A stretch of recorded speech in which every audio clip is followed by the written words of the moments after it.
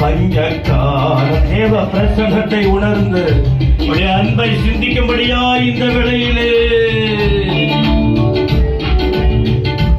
அங்கும் இங்கும் நோய்கள் பரவி வந்தாலும் அடைக்கலம் அளித்தார். கொரோனா வந்தா கூட அங்கும் இங்கும் நோய்கள் பரவி வந்தாலும் அடைக்கலம் அளித்தார்.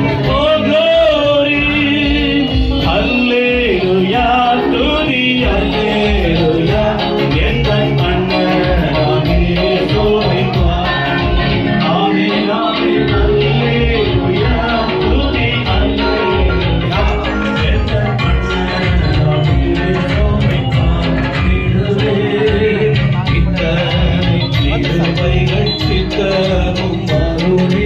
கர்த்தரை கொண்டாடுவோம்.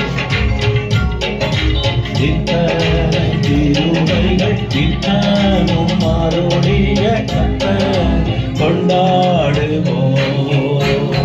களிப்போடு இறைஞம்மை சேர்த்திட என் கர்த்தரை வருவாரே.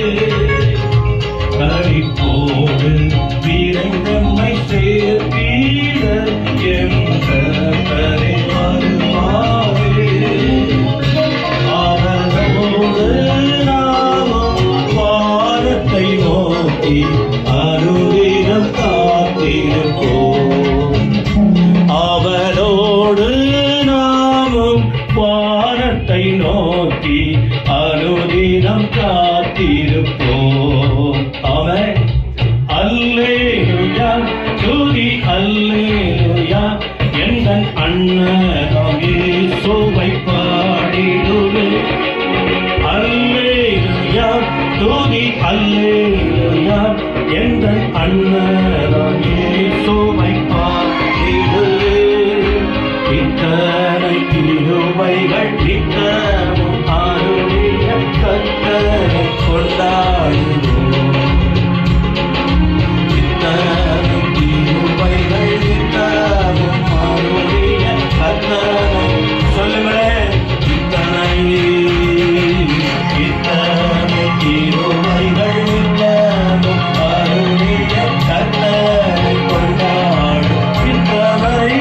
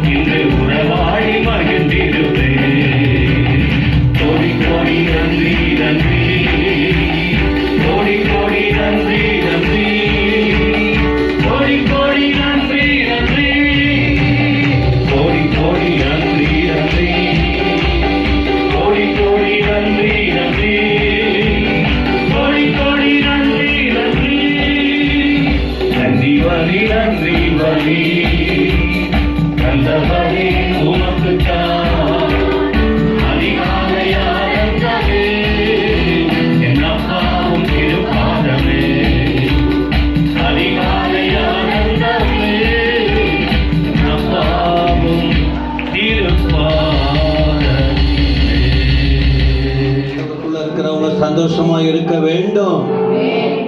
துக்கம் இருந்தாலும் காட்டி கொள்ள கூடாது, தூக்கம் இருந்தாலும் காட்டி கொடுத்துருவீங்க. ஓகே, நம் தேவன் ಆಲೋಚನೆயை கொடுக்கிறது. ನಮ್ಮ ದೇವರು ಆಲೋಚನೆಯನ್ನು ಕೊಡುವಂತ ದೇವರು. என்னென்ன ஆலோசனைங்கிற விஷயங்கள் உங்களுக்கு தானே யோசிக்கிறது, பிசாசு கொடுக்கிறது, மனுஷங்க கொடுக்கிறது, துன்மார்க்கர்கள் கொடுக்கிறது, அதெல்லாம் பைபிள்ல இருக்கு. நாள் வரும்போது விவரமா உங்களுக்கு சொல்லி நாம் தெளிவடைய ஆவியானவர் நமக்கு கிருபைகளை ತರುವಾರ್. ಯಾವ ಆಲೋಚನೆಗಳು ತಾನಾಗಿ ಮಾಡುವಂತ ಆಲೋಚನೆ, ಸೈತಾನನು ಕೊಡುವಂತ ಆಲೋಚನೆ, ದುಷ್ಟರು ಕೊಡುವಂತ ಆಲೋಚನೆ ಎಂಬುದಾಗಿ ಸತ್ಯವೇದದಲ್ಲಿ ಬರೆಯಲ್ಪಟ್ಟಿದೆ. ಮುಂದಿನ ದಿನಗಳಲ್ಲಿ ಅದನ್ನು ನಾವು ಧ್ಯಾನ ಮಾಡಲಿದ್ದೇವೆ. இப்போ இந்த விவசாயம் சம்பந்தமா இந்த 4வது குறிப்பு சொன்னோம் பாருங்க. ஏசாயா 28ஆம் அதிகாரத்துல 23 முதல் 29 வரைக்கும் இது ஒரு நிலத்தை பற்றி, விவசாயத்தை பற்றி, அதிலுள்ள விஷயங்கள் எப்படி இருந்தால் அறுவடை கிடைக்கும் என்கிற விஷயங்கள் அந்த வசனங்களில் தெளிவாக சொல்லப்பட்டிருக்கு. அதை நீங்க படிக்கணும், கேட்கணும், சிந்திக்கணும். ஆண்டவர் அந்த தெளிவை நமக்கு தருவார். 4ನೇ ಸೂಚನೆಯಾಗಿ ನಾವು ಹೇಳಿದ್ದೇವೆ 23 ರಿಂದ 29 ವಚನಗಳು. ಅದರಲ್ಲಿ ನಾವು ನೋಡುತ್ತೇವೆ ಭೂಮಿಯನ್ನು ಕುರಿತು, ಬಿತ್ತನೆಯನ್ನು ಕುರಿತು, ಯಾವ ರೀತಿ ನಾವು ಮಾಡಿದರೆ ಬೆಳೆಯನ್ನು ಕಾಣಬಹುದು ಎಂಬುದಾಗಿ ಇದರಲ್ಲಿ ಬರೆಯಲ್ಪಟ್ಟಿದೆ. இந்த 28 29ல என்ன பார்க்கிறோம்? ஏற்கனவே பார்த்தோம், சேனைகளின் கர்த்தரால் தான் ஆகும், ஆலோசனையில் ஆச்சரியமானவர், செயல்களில் மகிமை மகத்துவமானவர் என்கிற விஷயங்கள் தெய்வத்தின் குணம். மேல அநேக விஷயங்களை ஆண்டவர் சொன்னாலும் நம்முடைய தெய்வம் யாரு, இதுவரைக்கும் நம்ம நடத்தினவர் எப்படிப்பட்டவர், இனிமேலும் நம்மை நடத்த போகிறவர் யார் என்கிற மகத்துவ செயல்கள் அந்த வார்த்தைக்குள்ளே நிரம்பி இருக்கிறதை நம்மால பார்க்க முடியும். 29ನೇ ವಚನಕ್ಕೆ ಮೇಲಾಗಿ ಇರುವಂತ ವಾಕ್ಯಗಳು ಬೇರೆಯಾಗಿದ್ದರು, ಆದರೆ ಇಲ್ಲಿ ಬರೆಯಲ್ಪಟ್ಟಿರೋದು ಈ ವಿವೇಕವು ಅತಿಶಯ ಆಲೋಚನಾ ಪರನು, ಸುಜ್ಞಾನ ಶ್ರೇಷ್ಠನೂ ಆಗಿರುವ ಸೇನಾಧೀಶ್ವರನಾದ ಯೆಹೋವನಿಂದಲೇ ಉಂಟಾಗುತ್ತದೆ ಎಂಬುದಾಗಿ. எல்லாரும் கவனிக்கிறீங்களா? இந்த வருஷம் ஆசீர்வாதமா இருக்குன்னு எத்தனை பேர் விரும்புறீங்க? ಈ ವರ್ಷವು ಎಷ್ಟು ಜನರು ಆಶೀರ್ವಾದವಾಗಿ ಇರಬೇಕೆಂಬುದಾಗಿ ಬಯಸುತ್ತೀರಾ? பாருங்க, அந்த ஒரு 20 நிமிஷத்துக்குள்ள போன வருஷம் ஆகி போச்சு. ஒரு 20 நிமிஷத்துக்குள்ள போன இதான் மனுஷன். நம்ம நிலைமை அதுதான், பழசு அதுதான். இப்போ புதுசுக்குள்ள வந்தாச்சு. இப்போ உங்களை பார்த்து கேட்கிறேன், இந்த வருஷம் இந்த 2024ஆம் ஆண்டு எங்களுக்கு ஆண்டவர் ஆசீர்வாதமா நடத்தணும் அப்படின்னு எத்தனை பேர் எதிர்பார்க்கிறீங்க? 20 ನಿಮಿಷಗಳ ಹಿಂದೆ ಹಳೆಯ ವರ್ಷವು ಮುಗಿಯಿತು, ಆದರೆ ಈಗ 24ನೇ ವರ್ಷದಲ್ಲಿ ನಾವು ಕಾಣಿಟ್ಟಿದ್ದೇವೆ. ದೇವರು ಎಷ್ಟು ಜನರಿಗೆ ನಮಗೆ ಮಹತ್ ಕಾರ್ಯಗಳನ್ನು ಮಾಡಬೇಕು ಎಂಬುದಾಗಿ ಬಯಸುತ್ತೀರಾ? போன வருஷம் எப்படி இருந்தது என்று நமக்கு எல்லாருக்கும் தெரியும். ஒவ்வொரு மாதமும், ஒவ்வொரு வாரமும், ஒவ்வொரு நாளும் நம்ம எப்படி இருந்தோம் என்பது இன்னொருவர் சொல்லி தெரிய வேண்டியதில்லை, நமக்கு நன்றாகவே தெரியும் எந்த பாதையில் நாம கடந்து வந்தோம் என்று.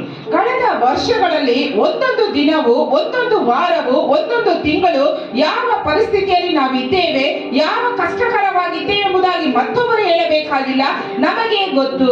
அப்ப இன்னிலிருந்து 366 நாளா 6 வரையா? இது இந்த வருஷம் ஒரு நாள் அதிகம் வரும்னு சொல்லுவாங்க. அதனால அதான் ஜூபிலியா. இந்த வருஷம் ஒரு நாள் எக்ஸ்ட்ரா நாள் தான் 366ன்னு சொன்னேன். 6 சரி. இப்ப இந்த 366 நாளும் இந்த நிமிடம் முதல் நமக்காக என்ன காத்து இருக்குன்னு நமக்கு தெரியவே சொல்லுங்கம்மா. உங்க கண்ணு முன்னால என்ன இருக்கு தெரியாது. நாளைக்கு என்ன நடக்கும், அடுத்தடுத்து என்ன நடக்கும் நமக்கு தெரியவே. ஆனா ஆச்சரியமான தேவன் சகலவற்றையும் அறிந்திருக்கிறார். 366 ದಿನಗಳು ನಮ್ಮ ಮುಂದೆ ಇದೆ, ಆದರೆ ಈ ದಿನದಲ್ಲಿಯೋ ನಾಳೆ ದಿನದಲ್ಲಿಯೋ ಮುಂದಿನ ದಿನಗಳಲ್ಲಿ ಏನು ನಡೀತದೆ ನಮಗೆ ಗೊತ್ತಿಲ್ಲ, ಆದರೆ ಆಶ್ಚರ್ಯಕರವಾಗಿ ನಡೆಸುವಂತ ದೇವರಿಗೆ ಗೊತ್ತು. ஆனா நாம விசுவாசிக்கிறோம், எங்க ஆண்டவர் எங்களை ஆசீர்வதிப்பார். ನಮಗೆ ಗೊತ್ತು ನಮ್ಮ ದೇವರು ನನ್ನನ್ನು ಆಶೀರ್ವಾದ ಮಾಡುತ್ತಾರೆ. மனுஷங்க போல என் ஆண்டவர் இல்ல. ಮನುಷ್ಯರಂತೆ ನನ್ನ ದೇವರು ಇಲ್ಲ. எங்க மேல அவர் நினைவை வைத்திருக்கிறார். ನನ್ನ ಮೇಲೆ ಆತನ ನೆನಪು ಉಂಟು. அப்ப தேவனுடைய ஆசீர்வாதம் வேண்டுமா? 2024 வருஷம் என்ன தெரியுமா? ஆண்டுடைய வார்த்தைக்கு நாம அவ்வளவுதான், இதான் கேட்கணும், அவர் சொல்றத கேட்கணும், கீழ்ப்படியணும். இதான் விஷயம். இத நானும் நீங்களும் செஞ்சிட்டா இந்த வருஷம் உங்களுக்கு அவர் ஏராளமான ஆசீர்வாதங்களை, இல்லாவிட்டால் நான் சொல்ல மாட்டேன். அப்படி இல்லாவிட்டால் நான் கேட்க மாட்டேன், நான் செவி கொடுக்க மாட்டேன் என்றால் நான் பொறுப்பல்ல. ஆனா ஆண்டவர் சொல்லிக் கொடுக்கிறார், நான் சொல்றத நீ கேட்டால், நான் சொல்றதுக்கு நீ செவி கொடுத்தால், நான் சொல்றபடி நீ நடந்தால் உனக்கு என்ன வேணும்பா? உன் பிள்ளைகளுக்கு என்ன வேணும்? உங்க குடும்பத்துக்கு என்ன வேணும்? இதுவரைக்கும் ஒண்ணும் கிடைக்காம தடுமாறுனீங்களே, உங்களுக்கு நன்மைகள் வேணுமா? நான் சொல்ற இடத்துல நீ நில்லு, அப்புறம் என்ன சோதித்து பார், நான் உன்னை ஆசீர்வதிக்கிறேனா இல்லையான்னு என்பதுதான் கர்த்தருடைய வார்த்தை. ದೇವರು ಹೇಳುವಂತ ಮಾತನ್ನು ನಾವು ಕೇಳಬೇಕು, ಅದಕ್ಕೆ ವಿಧೇಯರಾಗಬೇಕು, ಅದಕ್ಕೆ ತಕ್ಕಂತೆ ನಡೆದುಕೊಳ್ಳಬೇಕು. ಆ ರೀತಿ ನಾವು ನಡೆದುಕೊಳ್ಳುವಾಗ, ಕೇಳುವಾಗ ಆತನು ಯಾವ ರೀತಿ ನಮಗೆ ಸಹಾಯ ಮಾಡುತ್ತಾರೆ, ಆಶೀರ್ವಾದಗಳನ್ನು ಕೊಡುತ್ತಾರೆ ಎಂಬುದಾಗಿ ನಾವು ಆತನನ್ನು ಪರಿಶೋಧಿಸಲು ಸಾಧ್ಯ. 28, 23 படிங்க. இப்ப இந்த வார்த்தையை தான் சொல்லிக்கிட்டு இருக்கேன் உங்களுக்கு. ஏசாயா 28ஆம் அதிகாரம் 23ஆம் வசனத்தை 4வது பகுதிக்கு ஆரம்பத்துல ஆசீர்வாதம் பெற்றுக்கொள்வதற்கு ஆலோசனைக்கு முன்னால அந்த ஆசீர்வாதம் பெற வழிய நம்ம கண்ணு முன்னால கர்த்தர் வச்சிருக்காரு. என்ன? செவி கொடுத்து என் சத்தத்தை கேளுங்க, நான் சொல்லுவதை கவனித்து, உங்க அருமையான கண்களை சிமிட்டி கையில இருக்கிற பைபிளை புரட்டி கொஞ்சம் பாருங்களேன். எங்க எடுத்துட்டு வந்திருக்க போறீங்க? உங்க பைபிளை பாருங்க, படிங்க அம்மா கன்னடாவில். ಏಷಾಯ 28, 23ನೇ ವಚನ. ನನ್ನ ಧ್ವನಿಗೆ ಕಿವಿಗೊಟ್ಟು ಕೇಳಿರಿ, ನನ್ನ ಮಾತಿಗೆ ಗಮನವಿಟ್ಟು ಆಲಿಸಿರಿ. இப்ப இருக்குதா? நான் உங்களை ஆசீர்வதிக்கணுமா? இது வரைக்கும் ஒண்ணுமே கிடைக்காம நீங்க தடுமாறிக்கிட்டு இருக்கீங்க, நான் உங்களுக்கு நன்மை தரணுமா? இந்த வருஷத்தை உனக்கு உங்க எல்லாருக்குமே பழைய வருஷத்தை விடுங்க, அதான் தெரிஞ்சு போச்சு. நமக்கு பட்ட பாடு, அவமானம், தனிமை எல்லாம் தெரிஞ்சு போச்சு. ஆனா இந்த வருஷம் என்ன நடக்கும் நமக்கு ஆனால் தெரியும். என்ன? நாம் வசனத்தை எந்த அளவுக்கு கடைபிடிக்கிறோம் அதை பொறுத்து ஆண்டவர் உங்களை நன்மையை நடத்துவார் என்பதில் சந்தேகம் இல்லை. ಕಳೆದ ವರ್ಷದ ಅನುಭವಗಳನ್ನು ನಾವು ಬಿಟ್ಟು ಬಿಡೋಣ, ರೋಗಗಳು, ಕಷ್ಟಗಳು, ಕಣ್ಣೀರುಗಳು, ಅವಮಾನಗಳು. ಆದರೆ ಈ ವರ್ಷ ಆತನ ಮಾತಿಗೆ ನಾವು ಕಿವಿಗೊಡೋಣ, ಆತನ ಮಾತಿಗೆ ವಿಧೇಯರಾಗುವುದಾದರೆ ಆತನ ಮುಂದೆ ಇಟ್ಟಿರುವ ಆಶೀರ್ವಾದವು ನಮಗಾಗಿರುತ್ತದೆ. இந்த 1ஆம் தேதி இந்த இரவு நேரத்துல மட்டும் சொல்லிட்டு போகல, இந்த வருஷம் முழுவதும் உங்களுக்கு நினைவுபடுத்தி கொண்டே இருப்போம். என்னது? செவி கொடுங்கள், உங்க காதை கொஞ்சம் தெளிவா வச்சுங்க. சத்தம், கர்த்தருடைய சத்தத்தை கேட்கிறதுக்கு நீங்க தெளிவா இருங்க. நான் சொல்லுவத நல்லது எது கெட்டதுன்னு கவனித்து கேட்பதற்கு ஆயத்தமா இருக்க வேண்டும். ಈ ದಿನದಲ್ಲಿ ಮಾತ್ರ ನಾವು ಹೇಳಿ ಹೊರಟು ಹೋಗುವವರಲ್ಲ. ಈ ವರ್ಷ ಪೂರ್ತಿ ಇದನ್ನು ನಾವು ನಿಮಗೆ ಜ್ಞಾಪಕ ಹುಟ್ಟಿಸುತ್ತೇವೆ. ಏನು? ಆತನ ಮಾತಿಗೆ ನಾವು ಕಿವಿ ಕೊಡಬೇಕು, ಕೇಳಬೇಕು, ಗಮನವಿಟ್ಟು ಆಲಿಸಬೇಕು.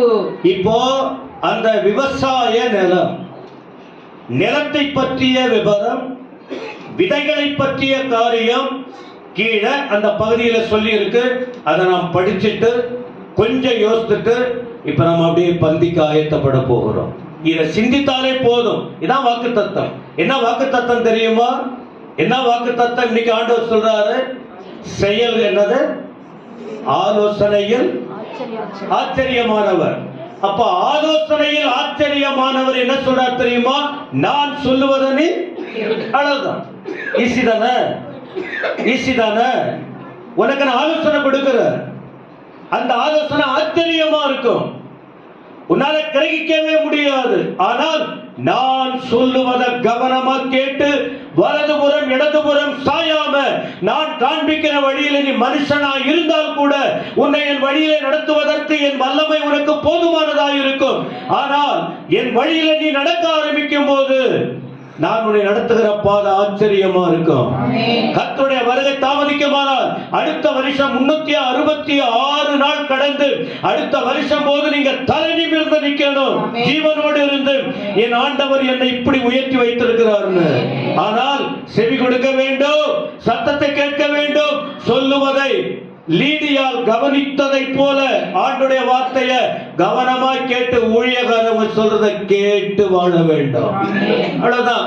உங்க வாழ்க்கைக்கு மேன்மை, உங்க வாழ்க்கைக்கு உயர்வு, உங்க வாழ்க்கைக்கு ஆசீர்வாதம், உங்க வாழ்க்கைக்கு சந்தோஷம், உங்களுக்கு தேவையான எல்லாமே இதற்குள்ளே அடங்கி இருக்கிறது. ஹல்லேலூயா! எல்லாமே அதற்குள்ள அடங்கி இருக்கிறது. அவர் செய்ய நினைக்கிறது ஒண்ணுமே தடைப்படாது. நீங்க நல்லா இருக்கணும் கர்த்தர் விரும்புகிறார். நீங்க நன்றாக இருக்க வேண்டும் கர்த்தர் விரும்புகிறார். உங்க குடும்பம் நன்றாக இருக்க வேண்டும் என்று கர்த்தர் விரும்புகிறார். ஆமென். கர்த்தருடைய விருப்பத்தை நிறைவேற்றுகிறவங்க கரங்களை தட்டி ஜோர ஆவியிலே நிறைந்து கர்த்தரை துதிக்க முடியுமா உங்களால் இந்த ராத்திரி வேளையிலே?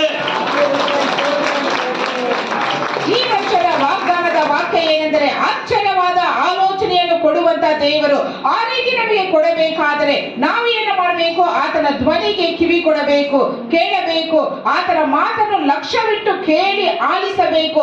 ಆಗ ಈ 366 ದಿನಗಳಾದ ನಂತರ ದೇವರ ಚಿತ್ತ ಇರುವುದಾದರೆ, ಆತನ ಬರುವಿಕೆಯು ನಿಧಾನವಾಗಿ ಇರುವುದಾದರೆ, ಆ ಒಂದು ದಿನದಲ್ಲಿ ನಾವೆಲ್ಲರೂ ಯಾವ ರೀತಿ ಉನ್ನತದಲ್ಲಿ ಇರುತ್ತೇವೆ ಎಂಬುದಾಗಿ ನಾವು ಪ್ರತಿಯೊಬ್ಬರು ನೋಡಲು ಸಾಧ್ಯ.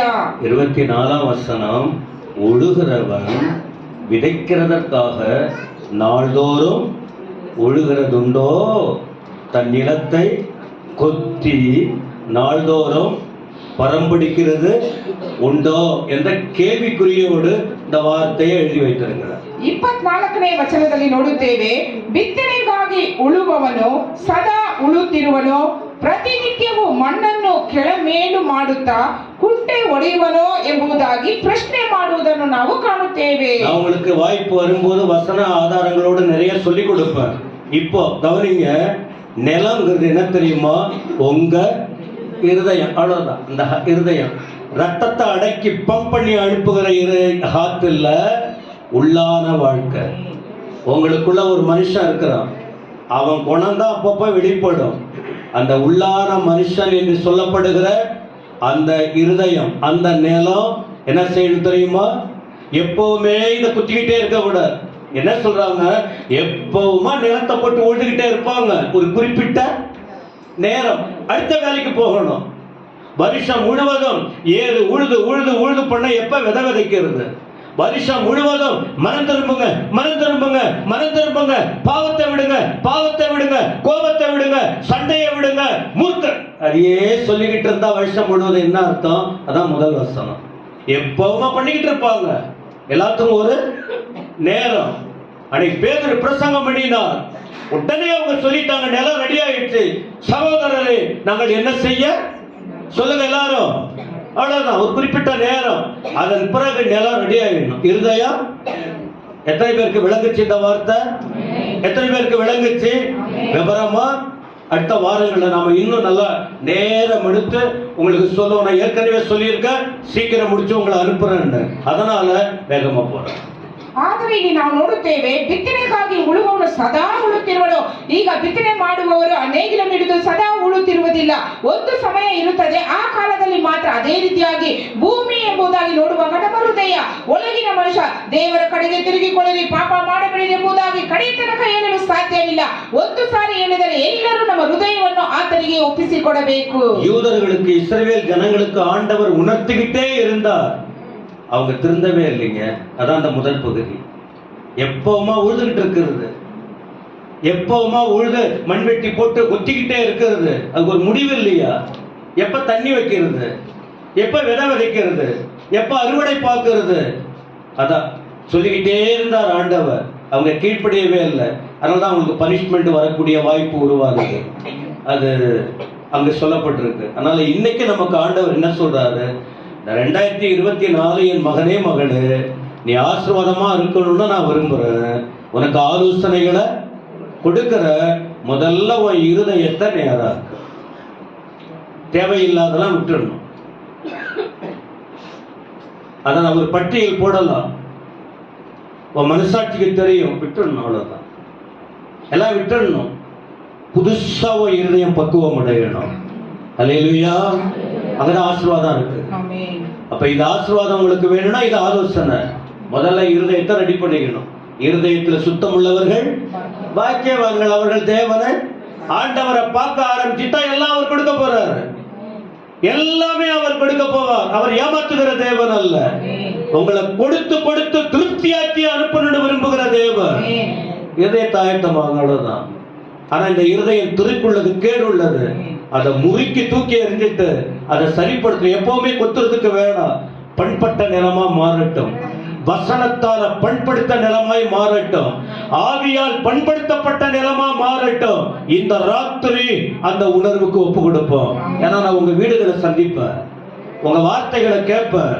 இந்த வார்த்தைக்கு எந்த அளவுக்கு நீங்க செவி கொடுக்குறீங்கன்னு எனக்கு நன்றாக தெரியுமா தெரியாதா?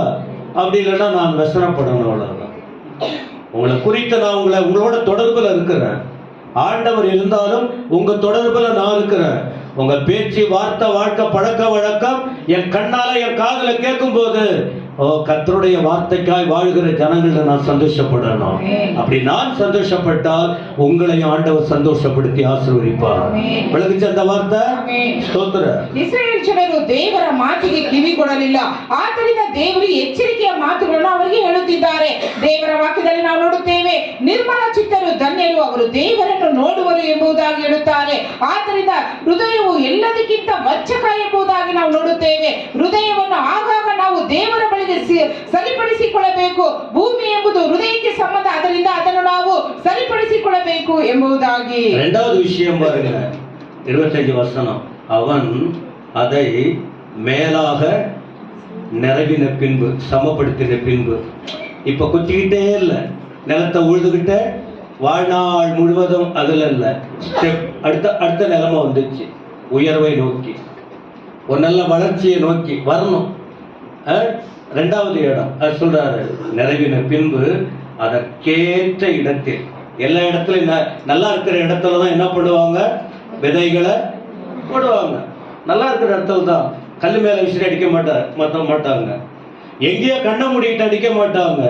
வெட்டப்பட்டு, கொத்தப்பட்டு, சமப்படுத்தப்பட்டு, பண்படுத்தப்பட்டு, நல்லா உதிரி மண்ணாக தண்ணியெல்லாம் ஊற்றி அதுல போட்டா ஒரு நல்ல விளைச்சல் கிடைக்கும், நல்லா வளருங்கிற அந்த இடத்துல தான் அதை விதைப்பாங்க. அந்த வசனம் சொல்லுது பாருங்க, அதற்கேற்ற இடத்துல என்னென்னத்தை விளைக்கிறாங்க, உளுந்து தெளித்து, சீரகத்தை தூவி, முதல் தரமான கோதுமையையும், தெரிந்து கொண்ட வார்கோதுமையையும் கம்பையும் விதைக்கிறார் அல்லவோ.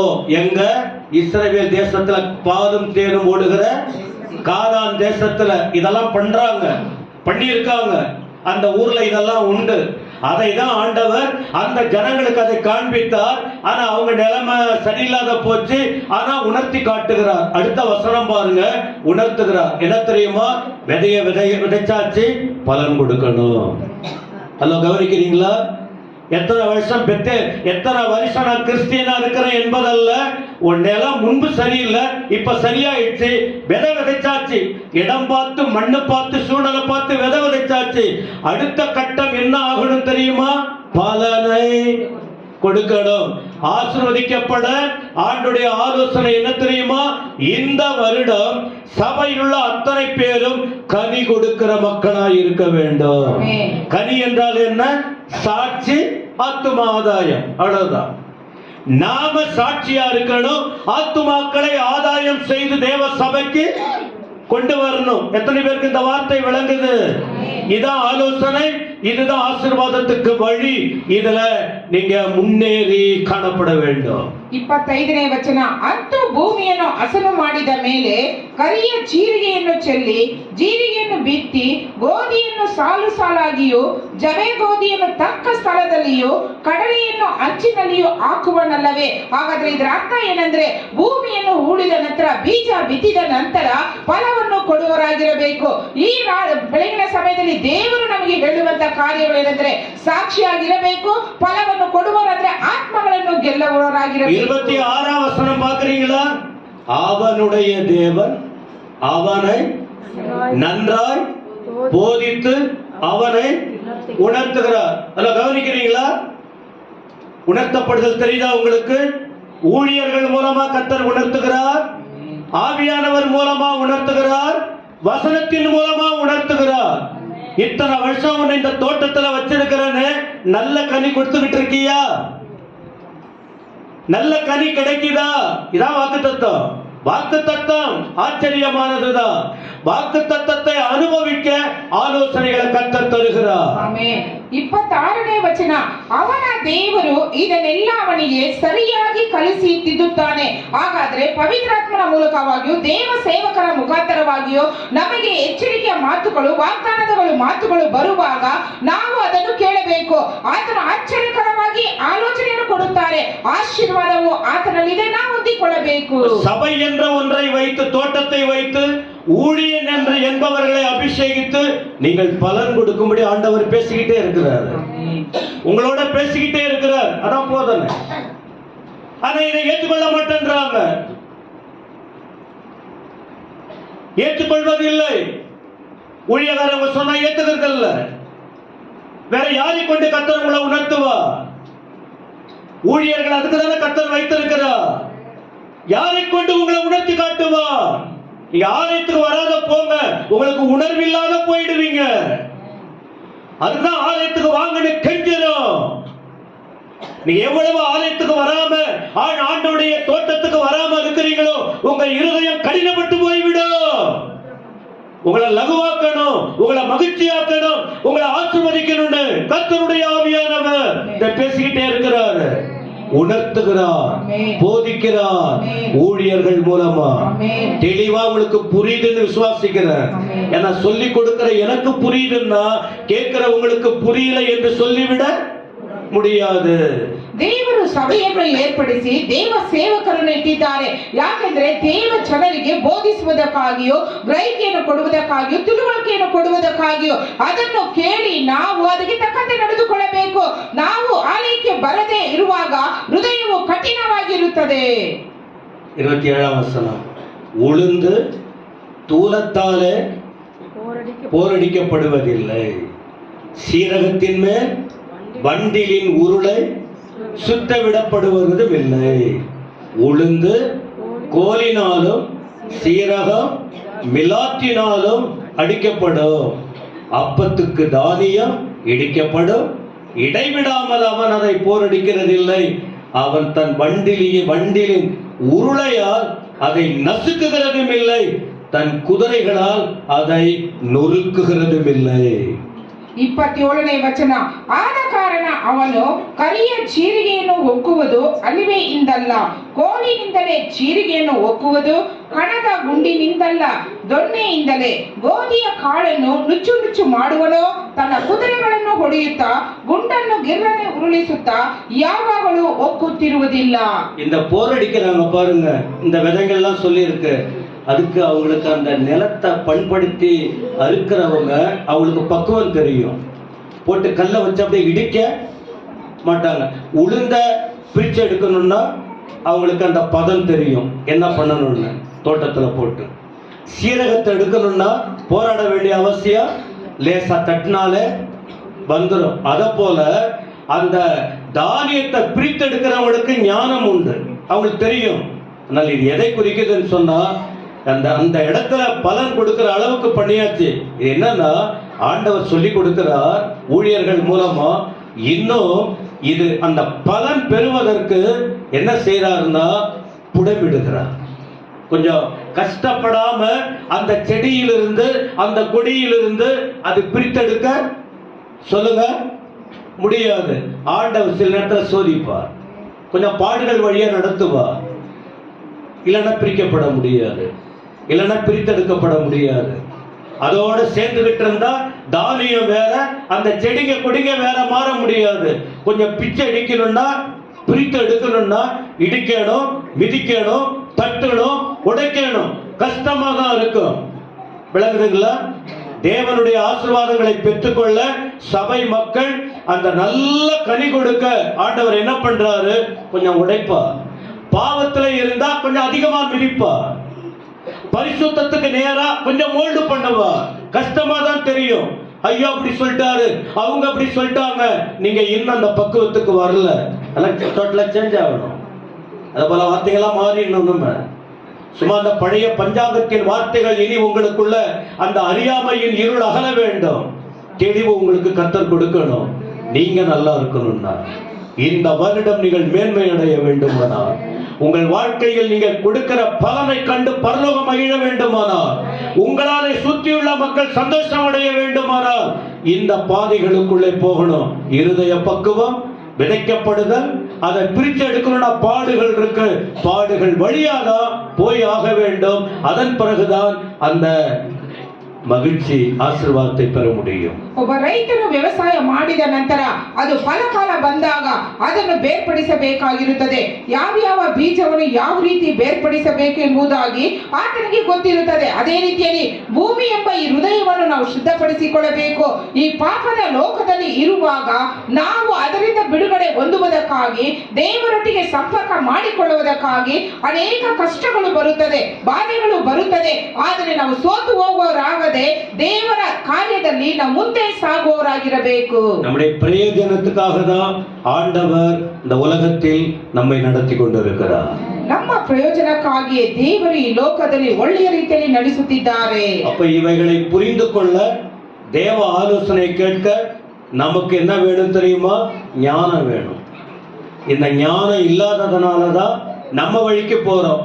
எல்லாத்துக்கும் கேள்வி கேட்டுட்டு உட்கார்ந்து இருக்கிறோம். ஞானம் வேணும். நீதிமொழிகள் 12:15, Proverbs 12:15. ಜ್ಞಾನೋಕ್ತಿಗಳು 12ನೇ ಅಧ್ಯಾಯ 15ನೇ ವಚನ. நான் படிங்கல. நீதிமொழிகள் 12ஆம் அதிகாரம். ಮೂರ್ಖನ ನಡತೆ ಅವನ ಗಣನೆಗೆ ಸರಿ, ஞானிಯು ಉಚಿತ ಆಲೋಚನೆಯನ್ನು ಗಮನಿಸುವನು. என்ன சொல்றாரு? பட்டய குத்துகள் போல் பேசுகிறவர்களும் உண்டு. இல்ல, 12:15.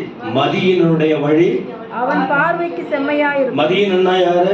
யார் என்ன சொன்னாலும் கேட்கறது இல்ல, என்ன சொன்னாலும் கேட்கறது இல்ல. நான் அப்படிதாங்க பேசுவேன், நான் அப்படிதான் இருப்பேன். அவருக்கு பைபிள் சொல்ற பேர் என்ன? உங்க மொழியில என்ன இருக்காத பார்த்துங்க. ஆனால் ஆலோசனைக்கு செவி கொடுக்கிறவனோ ஞானம். அல்லேலூயா சொல்லுங்க. இந்த ஞானம் உள்ளவரின் செயல்தான் இந்த நிலத்தை குறித்த தெளிவை ஆண்டவர் சொல்லிக் கொடுக்கிறார். நமக்கு அந்த ஞானம் வேணும். என்ன? ஆண்டவர் சொல்லிக் கொடுக்கிற ஆலோசனையை கேட்டு வாழ்வதற்கு எனக்கு ஞானத்தை தாருங்க ஆண்டவர் என்று ಕೇಳ್ಕಣೋ. அதுதான் ಆಂಡವರ್ சொல்லி கொடுக்கிறார். ದೇವರ ಮಾತಿಗೆ ನಾವು ವಿಧೇಯರಾಗಬೇಕಾದರೆ ಜ್ಞಾನವನ್ನು ಪಡೆದುಕೊಳ್ಳಬೇಕು. ನಾವೆಲ್ಲರೂ ಜ್ಞಾನವನ್ನು ಆತನ ಬಳಿಗೆ ಕೇಳಬೇಕಾಗಿರುತ್ತದೆ. 12:11 பாருங்க. நீதிமொழிகள் 12:11. தன் நிலத்தை யார் பயிரிடுறாங்களோ அவங்க ஆகாரத்தினால திருப்தியா இருப்பாங்க. வீணரை பின்பற்றுறவனோ மதி. எவ்வளவு ஆலோசனை சொன்னாலும் பாஸ்டர் நிறுத்து, அதெல்லாம் முடியாதுன்னா அப்புறம் ஒரே வழியா நிறுத்த வேண்டியதான். நான் என்னைக்கு ஊழியர்கள் நிறுத்துறாங்களோ அப்புறம் உங்களுக்கு வரக்கூடிய ஆசீர்வாதம் என்ன ஆயிடும்? நீங்க ஆண்டவர் உங்களோட அவர் பேசிக்கிட்டே இருக்கிறார். எதுக்கு தெரியுமா? நிலத்தை பயிரிடுகிறவன் ஆகாரத்தினால். அதனால உங்க இருதயத்தை பக்குவப்படுத்துங்க, வாழ்க்கையை பக்குவப்படுத்துங்க. 2023 எக்ஸ்பீரியன்ஸ் வேண்டாம், 2022 அனுபவம் வேண்டாம். 2024 ஆண்டுல இன்னும் கொஞ்சம் வித்தியாசமான பார்வை, பேச்சு, நடனுடைய வாழ்க்கையில் ஒரு வித்தியாசமான அனுபவத்திற்கு செல்ல பக்குவத்தில் வளர ஒப்பு கொடுப்போம். அப்போ திருப்தியான வாழ்வை நீங்க பெறுவீங்க. நிலம், விதை, கனி ஒரு திருப்தி தானே. உங்களை திருப்திப்படுத்துவதா நம்ம அப்பாவுடைய வேலை. எத்தனை பேர் நம்புறீங்க? அல்லேலூயா சொல்லுங்க. இந்த வசனத்தெல்லாம் நீங்க தியானம் பண்ணுங்க. ಜ್ಞಾನೋಕ್ತಿ 12:11ನೇ ವಚನ. ದುಡಿದು ಒಲಗೇಯುವವನು ಹೊಟ್ಟೆ ತುಂಬಾ ಉಣ್ಣುವನು, ವ್ಯರ್ಥ ಕಾರ್ಯ ಸತ್ತನು ಬುದ್ಧಿಹೀನನೆ ಎಂಬುದಾಗಿ. ಹಾಗಾದ್ರೆ ಈಗ ವಾಕ್ಯ ನಾವು ಕೇಳಿದ ಪ್ರಕಾರವಾಗಿ ಭೂಮಿಯನ್ನು ಕುರಿತು, ಬಿತ್ತನೆಯನ್ನು ಕುರಿತು, ಫಲವನ್ನು ಕುರಿತು ಕೇಳಿದ್ದೇವೆ. ನಾವು 23ನೇ ವರ್ಷದ ಅನುಭವದೊಳಗೆ ಹೋಗುವುದು ಬೇಡ. 24ನೇ ವರ್ಷದಲ್ಲಿ ಕಾಲಿಟ್ಟಿದ್ದೇವೆ. ಹೊಸ ಅನುಭವವನ್ನು ಹೊಂದಿಕೊಳ್ಳೋಣ. இந்த வார்த்தைகளை கவனிச்சுக்கிட்டு இருக்கிறவங்க வலது கையை உயர்த்தி சொல்ல ஆமீன் சொல்லுங்க பார்க்கலாம். ಆಮೆನ್. சொல்லுங்க. ಆಮೆನ್. சரி, என்ன தெரியுமா? 13ஆம் அதிகாரம் 10ஆம் வசனம். அகந்த வந்ததுன்னா ஆலோசனைய கேட்க மாட்டாங்க. நான் சொன்ன கேட்டுடுறதா? வேண்டாம்ப்பா, அம்மா வேண்டாம். நல்ல ஆலோசனை கேட்டு பழகுங்க. அங்க என்ன சொல்றாரு? அகந்த வந்ததுன்னா, வாதுன்னா என்ன? வம்பு. வாது பிறக்கும்னா பிரச்சனை தூண்டி, என்னது? அதான் வாது. வம்பு வாதுன்றாங்கள. குழப்பம் வந்துகிட்டே இருக்கும், குழப்பம் வந்துகிட்டே இருக்கும். அது அநேகருடைய வாழ்க்கையில் அப்படி இருக்கும். நம்ம சத்தத்தை, இந்த சத்தத்தை கேட்கிறவங்க அந்த எல்லைக்குள் போக அகந்த அப்படின்னா என்ன? பெருமை. அகந்தன்னா என்ன? அவ்வளவுதான். யார் சொன்னாலும் இது வளையாது, இது வணங்காமுடி. ஒரு நாள் முடி வெட்டுறவங்க கடையில போய் வெட்ட வேண்டியதான். வணங்காமுடி. ஹலோ, ஆலோசனையை கேட்டு கீழ்ப்படுகிறவரிடத்தில் என்ன இருக்கும் தெரியுமா? ஞானம் இருக்கும். ஞானம். ஆலோசனையை கேட்கணும், கேட்டு ஞானத்தை பெறணும். திருப்தியான ஆசீர்வாதமான வாழ்வை பெற்றுக்கொள்ள கண்டிப்பா ஆண்டவர் நடத்த போகிறார். ಜ್ಞಾನೋಕ್ತಿ 13 ವಚನ. ಹೆಮ್ಮೆಯ ಫಲವು ಕಲಹವೇ, ಬುದ್ಧಿವಾದಕ್ಕೆ ಕಿವಿಗೊಡುವುದರಲ್ಲಿ ಜ್ಞಾನ. ಹಾಗಾದರೆ ದೇವರ ಬಳಿಗೆ ನಾವು ಜ್ಞಾನವನ್ನು ಕೇಳೋಣ, ಜ್ಞಾನವನ್ನು ಪಡೆದುಕೊಳ್ಳೋಣ. சர்ப்பத்தின் வார்த்தையை, ஆலோசனைய ஏவாள் கேட்டாள். எல்லாம் கவனிக்கிறீங்களா? சர்ப்பம், பிசாசு சர்ப்பத்துக்குள்ள நுழைஞ்சு அவன் ஆலோசனை சொல்ல ஆரம்பித்தான். ஏவாள் அவன் சொல்லை, அந்த பிசாசு சர்ப்பத்தின் வார்த்தைக்கு, ஆலோசனைக்கு செவி கொடுத்தால் என்னாச்சு தெரியுமா? தேவனை விட்டு பிரிக்கிற சூழ்நிலை வந்தது. ரொம்ப தூரம் போயிட்டாங்க, கர்த்தரை விட்டு போயிட்டாங்க, சபையை விட்டு போயிட்டாங்க, சத்தியத்தை விட்டு போயிட்டாங்க. அதான் நடக்கும். சர்ப்பத்தின் வார்த்தைக்கும் கர்த்தரின் வார்த்தைக்கும் வித்தியாசத்தை தெரிஞ்சிருக்கணும். எது நல்ல வார்த்தை, எது கெட்ட ஆலோசனை? என்ன அவருடைய வசனம். ஆலோசனைனா என்ன? கர்த்தருடைய வார்த்தை. எது நல்லது, எது கெட்டது நமக்கு தெரிஞ்சிருக்கணும். ஆண்டவரின் வார்த்தையை புரிஞ்சிக்காம சர்ப்பத்தின் வார்த்தையை கேட்டதுனால குடும்பமே நாசமா போச்சு. ஏதேன் என்கிற தோட்டத்துல. இது நமக்கு தெளிவடைவதற்கு ಆಂಡವರು சொல்லுகிற ವಾರ್ತೆ. ಸೈತಾನನ ಶಬ್ದಕ್ಕೂ ದೇವರ ಶಬ್ದಕ್ಕೂ ವ್ಯತ್ಯಾಸವನ್ನು ನಾವು ತಿಳಿದುಕೊಳ್ಳಬೇಕು. ಏದೇನ್ ತೋಟದಲ್ಲಿ ಸರ್ಪದ ಮುಖಾಂತರವಾಗಿ ಸೈತಾನನು ಅವಳೊಂದಿಗೆ ಮಾತನಾಡುತ್ತಾರೆ. ಅವಳು ಅವನ ಮಾತಿಗೆ ಕಿವಿ ಕೊಟ್ಟದರಿಂದ ದೇವರ ಪ್ರಸನ್ನತೆಯನ್ನು ಕಳೆದುಕೊಂಡು ಆ ತೋಟದಿಂದ ಹೊರಗೆ ಹೋದರು ಎಂಬುದಾಗಿ ನೋಡುತ್ತೇವೆ. அதே நேரத்துல படகுல ஏறி உட்கார்ந்திருக்காரு இயேசு. லூக்கா 5 அதிகாரத்துல 1 முதல் 5 படகுல ஏறி உட்கார்ந்து வசனத்தை சொல்றாரு. ராத்திரி முழுவதும் பிரயாசப்பட்ட பேதுருக்கும் நண்பர்களுக்கும் ஒண்ணுமே கிடைக்கல. வெறுமையான வாழ்க்கை. ஆனா அந்த நேரத்தில் ஆண்டவர் சொன்னார், கொஞ்சம் அந்த பக்கம் போடுங்க, வலது பக்கமா வலைய போடுங்க. பேதுரு இப்படி கேட்கல, என்ன நான் எங்களுக்கு சொல்றீங்க, இந்த எங்களுக்கு தெரியும் இல்லையா, கடல் நீச்சல் எனக்கு தெரியும், நான் நீங்க சொன்னாதான் எங்களுக்கு தெரியுமா, உங்களுக்கு முன்னாடியே எங்களுக்கு தெரியும்னு சொல்லல. இயேசு சொன்னார், அவர்கள் கேட்டார்கள். சொல்லுங்க. ஏசப்பா சொன்னார், அவங்க அப்படியே கீழ்ப்படிஞ்சாங்க. என்ன நடந்தது? வலை கிழிகிற அளவுக்கு மீன் பிடிச்சாங்க. நிறைவான ஆசீர்வாதம் அவங்களுக்கு கிடைச்சது. அல்லேலூயா. கடைசியா முடிக்க போறேன். ஏவாள், ஆதாம் ஏவாளை போல பயந்து போய் ஒளிய போறோமா?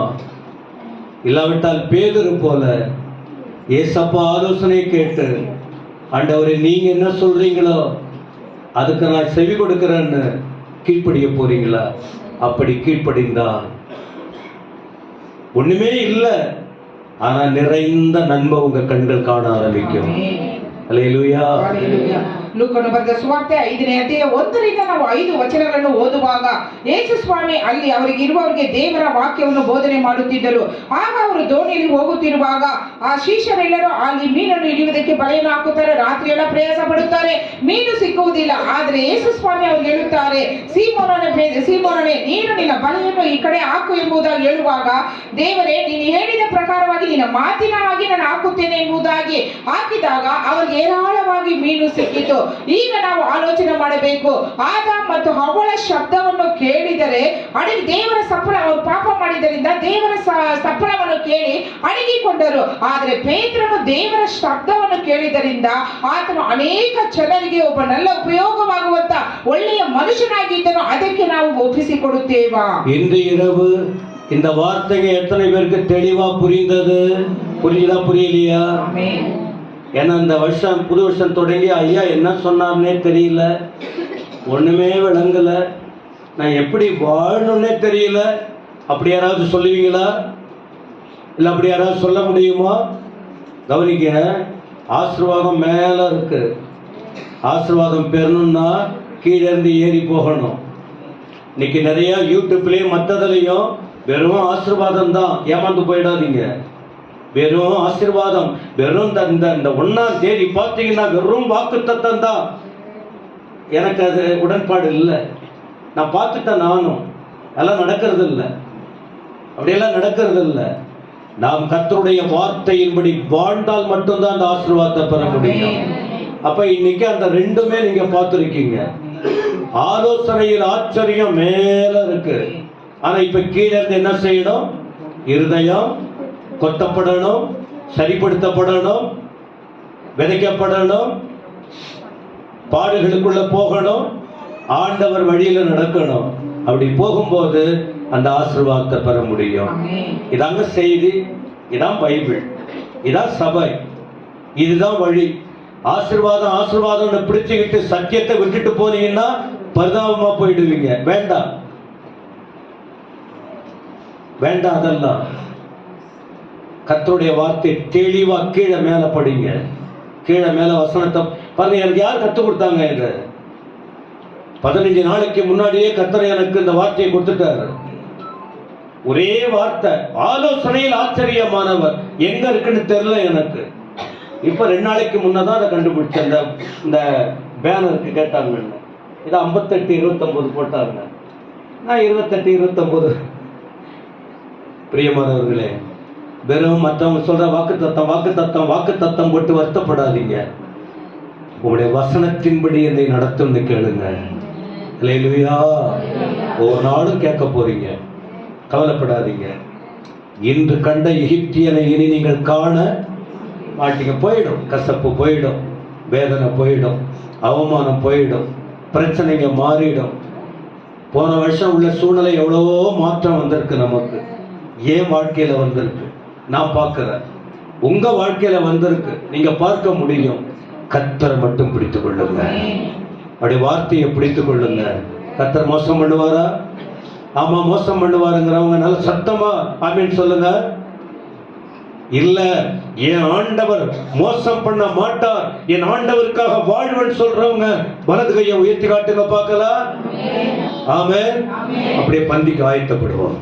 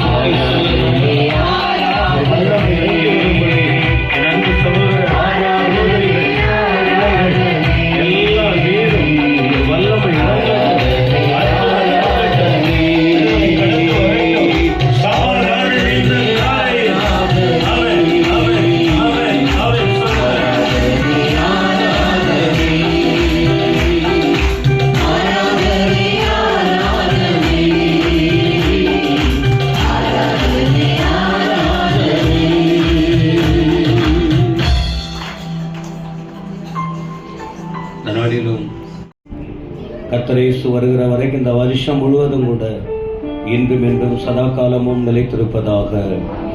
சர்வ சிருஷ்டிக்கும் எஜமான நீரே, சர்வ சிருஷ்டியை காப்பவர் நீரே, எங்கள் இதய திறமை போற்றிடுவோம், என்றென்றும் பணிந்து தொழுவோம். சர்வ சிருஷ்டிக்கும் எஜமான